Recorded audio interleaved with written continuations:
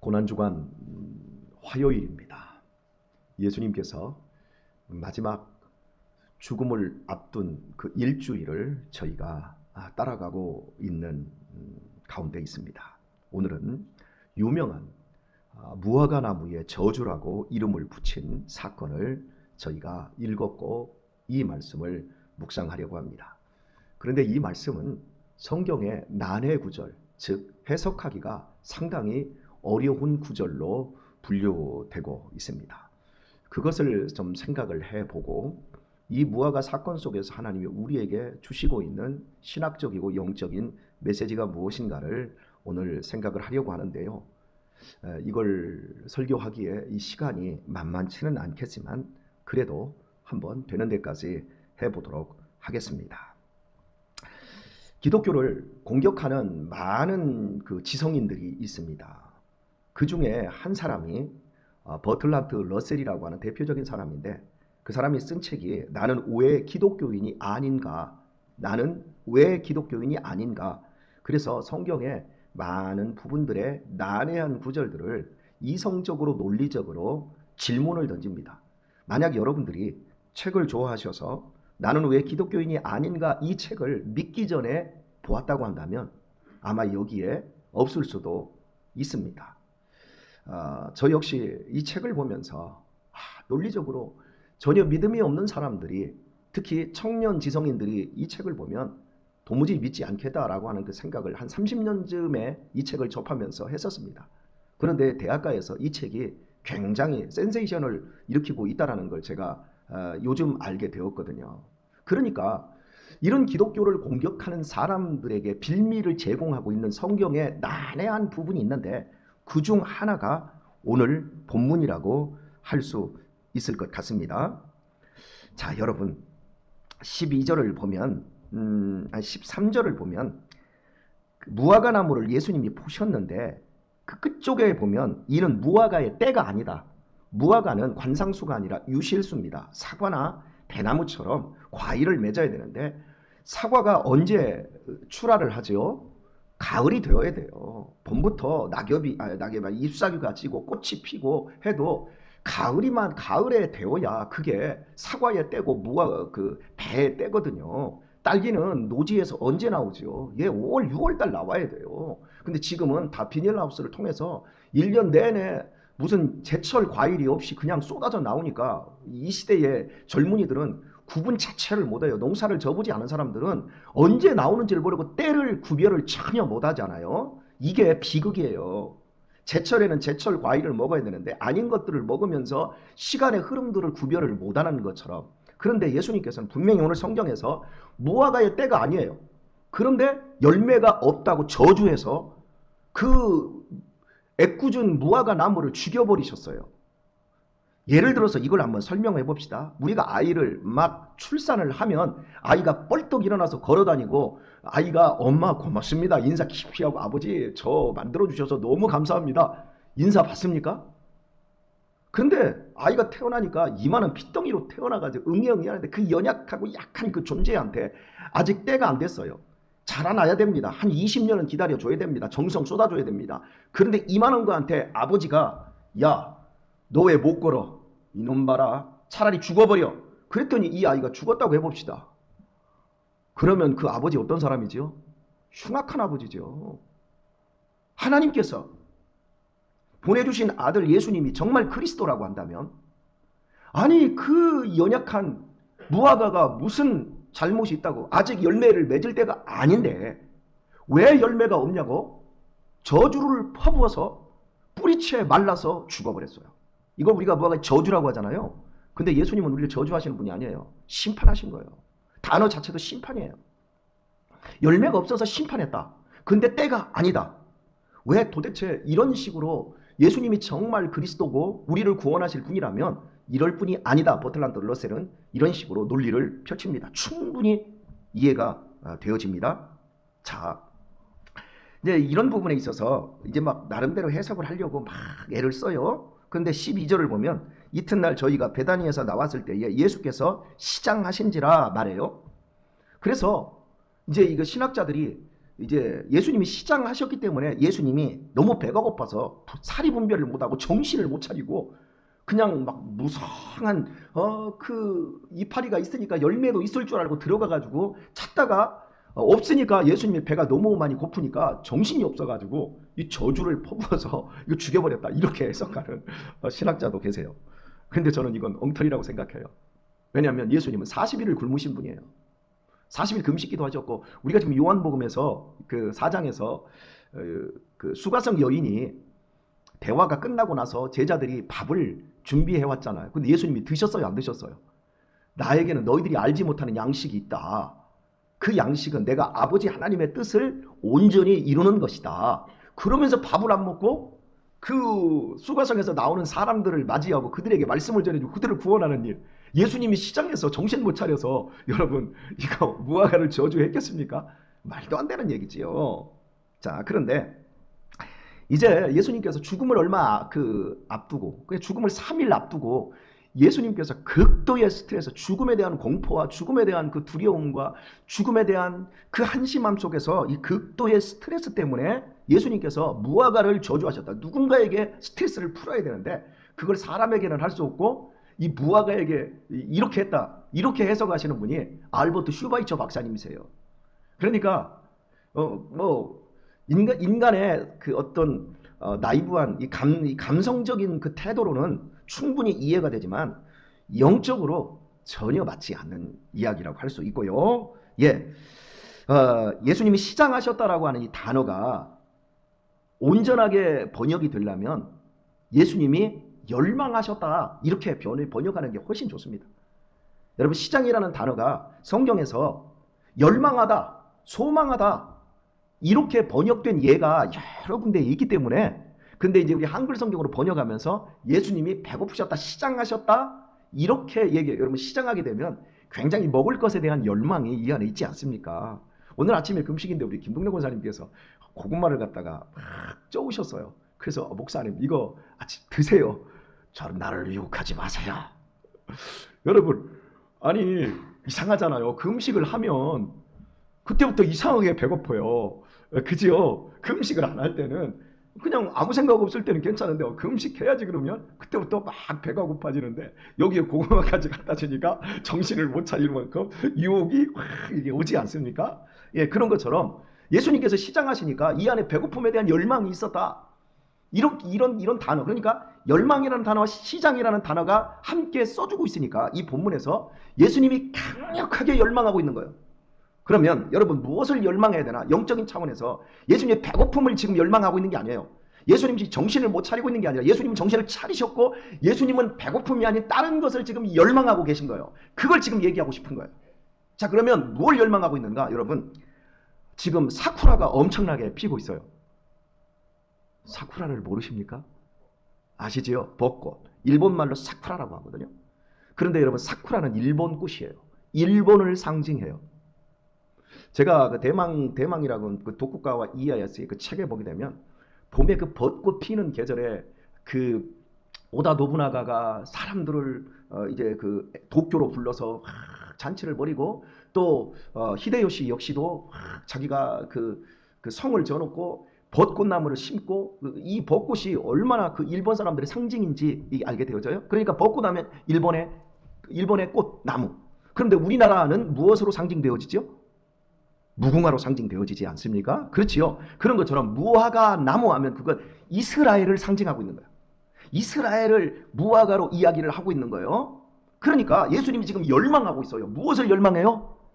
무화과 나무인 유실수가 아닌 관상수가 아닌 유실수 안에서 이스라엘 백성들이 맺을 열매를 열망하고 있다라고 하고 있는 걸 예수님이 오늘 이 본문을 얘기하고 있는 거예요. 자, 여러분 성경을 보다 보면 말이 이스라엘 백성들이 말로 해서 말을 안 들으니까 방법적인 것을 동원해서 선지자들을 통해서 말을 방법으로 가르쳐주는 내용들이 여러 군데 많이 나와요. 그게 뭐냐면 자 보세요. 예를 한번 들어볼게요. 이스라엘 백성들이 나라가 12개로 나뉘어질 그 시점 되어서 솔로몬의 아들이 정신을 못 차려요. 정신을 못 차리니까 아이야 선지자를 보내는데도 정신을 못 차리니까 나중에 아이야가 길거리에서 여로보암을 만나요.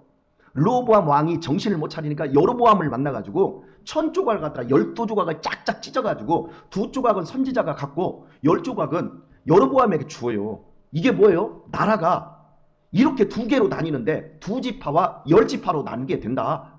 이걸 이렇게 이게 퍼포먼스라고 하거든요. 방법적인 것으로 설명을 해요. 우리가 지금 이사야 강해를 315번까지 하다가 잠깐 여기 일주일 동안 여기 와 있거든요. 이사야가 지금 어떻게 지금 말씀을 전하고 있죠? 빨가벗고 말씀을 전하고 있어요. 이사야가 왕족인데 왕족으로서 선지자로 부름을 받았는데 얼마나 잘 살겠습니까? 얼마나 귀한 사람입니까? 그런데 말을 안 들어먹으니까 하나님이 이사야 너 빨가벗어. 그리고 나서 3년 반 동안 빨가벗고서나 돌아다니면서 하나님의 말씀을 증거하게 만들었어요. 왜요? 우리가 말을 안 들으면 이렇게 귀한 옷을 입고 있지만 하나님 다 빨가벗겨서 바벨론으로 끌고 간다. 이렇게 말씀으로 받지 않으면 하나님께서 이렇게 방법적인 것을 동원하시거든요. 그리고 이제 우리가 이제 이사야 그 뒤에 보면 예레미야가 나오잖아요. 예레미야가 어떻게 또 그 말씀을 전합니까?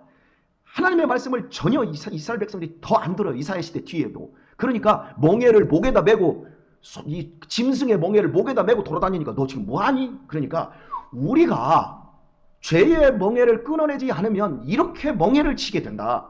이런 식으로 하나님이 말씀을 가르쳐 주시는데 바로 오늘 본문이 예수님께서 이스라엘 백성들이 열매를 맺어야 되는데 열매를 맺지 않고 있기 때문에 열매를 간절히 원하는 하나님의 마음을 예수님께서 시장하신지라 그리고 그 무화과를 저주하는 것으로 열매가 없기 때문에 저주하는 것으로 심판하는 것으로 이스라엘 백성들을 일깨우려고 하고 있는 거예요. 그러니까 이 사건을 우리는 우리의 시각으로 보면 이해가 안 되지만 이스라엘의 시각으로 보면 충분히 이해할 수 있는 것이거든요. 자, 그러면 이제 정확하게 이 부분에 대한 해답을 여러분에게 주려고 하는데요. 자, 그 전에 열망이라고 하는 걸 우리가 생각해 볼게요. 여러분 신앙 안에서 열망이 있습니까? 인생의 그 삶 안에서 열망이 있으십니까? 이 세상에서 열망이 없는 신앙생활, 열망이 없는 삶을 사는 것만큼 불행한 게 없어요. 청년들이 열망이 없어요. 학생들이 열망이 없어요. 그리고 열망이 있어도 다 돈이에요. 돈은 우리에게 열망의 대상이 아니에요.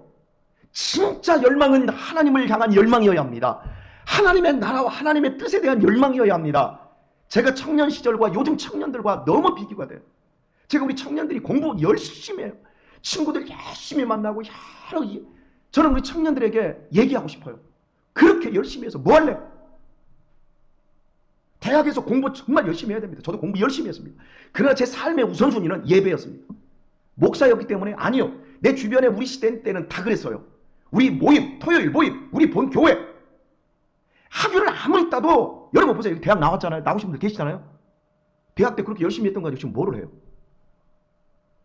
제가 공부를 무시하는 게 아니에요. 우선순위에 대한 열망이 사라졌어요. 그 열망이 사라지고 나면 허무해지는 거예요. 나중에 알게 돼요. 제 아내도 공부를 엄청나게 합니다. 밤 2시, 3시까지 공부합니다. 그리고 아침에 7시에 일어나서 아이들과 또 그때부터 또 공부합니다. 제 아내는 지금 빚이 빠지고 있어요. 논문을 지금 3개를 갖다가 지금 쓰고 이러면서 하나님이 우리를 통해서 한국교회 여러 가지 것들을 지금 시키고 계셔서 그 순종한다고 지금 우리 아내가 밑이 빠지고 있는데 여보 그만해. 그만큼 열심히 해요. 그러나 가장 중요한 본질 하나님을 향한 열망, 이 시대를 분별하고 이 시대에 하나님께서 우리에게 주시고 한 멸망, 이 길게 봐야 되는데 이걸 못 봐요. 이 젊은 세대들. 자 보세요. 제가 어제 우리 오늘 다 못 풀면 안 되는데 어제 은상이 그 방을 어제 구했어요. 근데 이 지역이 땅이 얼마나 올랐는지 집값도 얼마나 올랐는지 예전에 한 30만 원짜리 그 고시원이 가봤더니 55만 원, 60만 원 이래요. 그런데 40만 원짜리가 있더라고요. 40만 원짜리가 있는 딱 들어갔더니 반평이에요. 반평. 사람 하나가 딱 들어갔는데 창문이 없어. 딱 들어가서 문을 딱 닫으니까 무덤이요 무덤. 젊은이들이 이런 고시원에서 이런 삶 이거 감옥보다 더 무덤이더라 무덤. 그래서 어제 가슴이 얼마나 아팠는지 몰라요.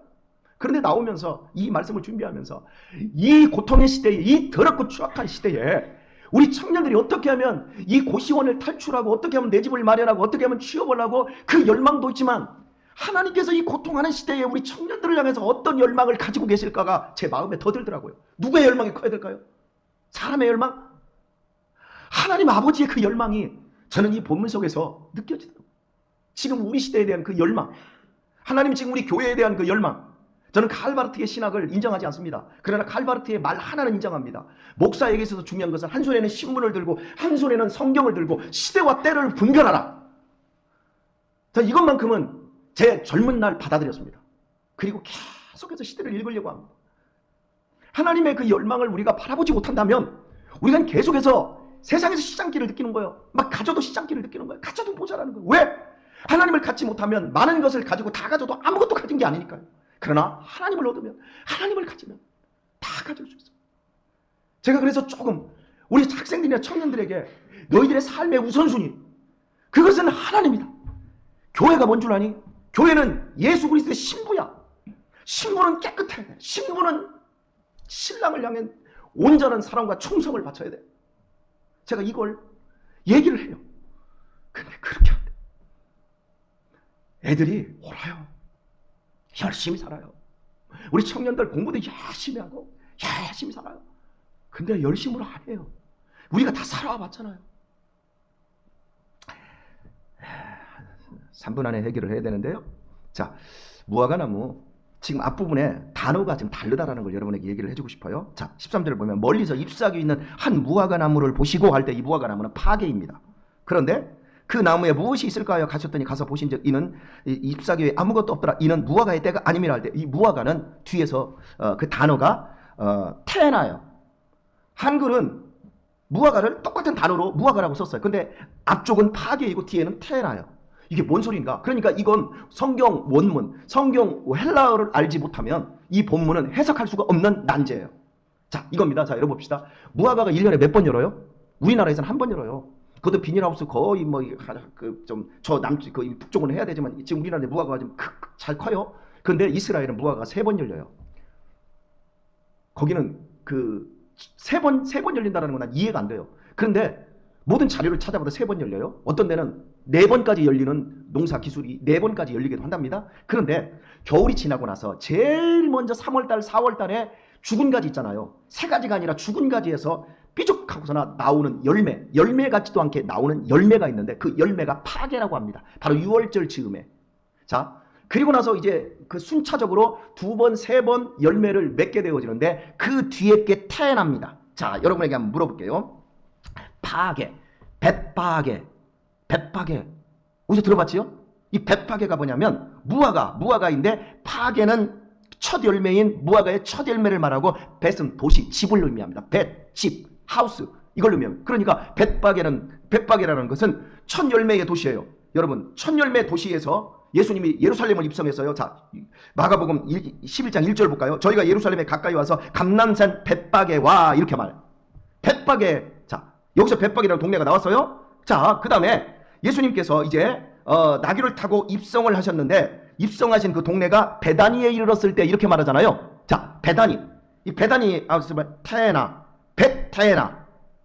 우리가 지금 이걸 번역을 벳박의 베단이라고 했는데 이걸 헬라어 그대로 번역을 해놓으면 어떻게 되냐면 벳파게 그리고 벳타에나예요. 그러니까 무화과와 관계된 예수님께서 그 예루살렘에 딱 들어오실 때 어느 동네에서 딱 예루살렘에 입성을 시작했냐면 벳파게. 예. 그리고 결국 어디에서 유하시게 되냐면 베타에나, 베데나. 예. 이렇게 베다니에서 들어오신 거예요. 자, 이게 무슨 의미 같아요? 사랑하는 교우 여러분. 첫 열매 도시에서 2번, 3번 맺어지는 도시까지 가는 여정으로 예수님은 예루살렘에 들어오신 거예요. 그러니까 자 보십시다. 첫 열매가 맺지 않으면 2번째, 3번째 열매가 맺어질까요? 안 맺어질까요? 첫 열매가 맺지 않으면 2번째, 3번째 열매가 없는 거예요. 근데 첫 열매가 죽은 가지에서 나오기 때문에 제일 못난이에요. 2번째, 3번째 나오는 것들은 새 가지에서 나오니까 그 해의 농사의 그 풍요로움을 얘기하지만 첫 열매가 맺어야만이 2번째, 3번째로 가는데 이게 맺어지지를 않고 있으면 이 나무는 죽은 나무예요. 죽은 거예요. 그러니까 심판해버린 거예요. 자, 그리고 오늘 지금 읽으셨으니까 자 14절에서 제가 뚝 건너뛰어서 저희가 아침에 지나갈 때 무화과 나무가 20절로 넘어갔잖아요. 저주받은 게 여기서 일부러 나오잖아요. 그 중간에 지금 뭐가 껴있어요? 어제 아침에 제가 여러분에게 설교했던 성전 정화 사건이 끼어 있어요. 그러니까 마가는 왜 이런 구조로 이야기를 하고 있는가 하면, 자, 이스라엘의 열매는 뭐였냐면 성전을 통해서 하나님의 사랑과 구원을 만나고 그것을 증거하는 삶의 열매를 맺었어야 되는데, 성전에서 장사하는 집을 만들어서 돈잔치나 하고 있고 세상의 탐욕들만을 채웠던 이스라엘을 향하여서 너희가 이만큼 부흥해서 잎사귀는 무성했는데 열매가 하나 없구나, 예수님께서 심판하신 거예요. 오늘 말씀드렸습니다. 저는 지금 이 시대를 바라보면서 하나님께서 이 코로나로 말미암아 우리 한국교회 열매만 잎사귀만 이렇게 무성한 한국교회, 니네들 많이 모인다고? 니네 많이 가졌다고? 하나님이 딱 잘라버리더니 10명만 모여, 15명만 모여, 20%만 모여. 여러분, 지금 우리는 무엇을 열망해야 되는지, 무엇을 찾아야 되는지를 하나님께서 지금 이 시대를 향해서 말씀하고 있는 겁니다. 오늘 이 새벽 우리 다시 한번 이 고난주간 둘째 날에 우리 자신이 찾아야 될 것이 무엇인가? 잎사귀가 아니라 열매라는 사실을 기억을 하도록 하십시다. 첫 번째 열매가 없으면 두 번째, 세 번째도 열매 없어요. 오늘 우리 지금 어떤 열매를 추구하고 있고 우리 지금 어디까지 와 있는지를 우리 살피면서, 하나님께서 이 코로나로 말미암아 우리에게 큰 사인을 보여주셨는데 이 사인을 우리가 못 읽는다면 우리 역시 끝나지 않겠습니까? 라는 그 위기감을 다시 한번 생각을 해보게 되어집니다. 하나님께서 우리에게 가진 그 열망을 찾으시고 그 열망 안에서 오늘 하루도 복된 하루를 살아가실 수 있기를 우리 주 예수님의 이름으로 축원드립니다.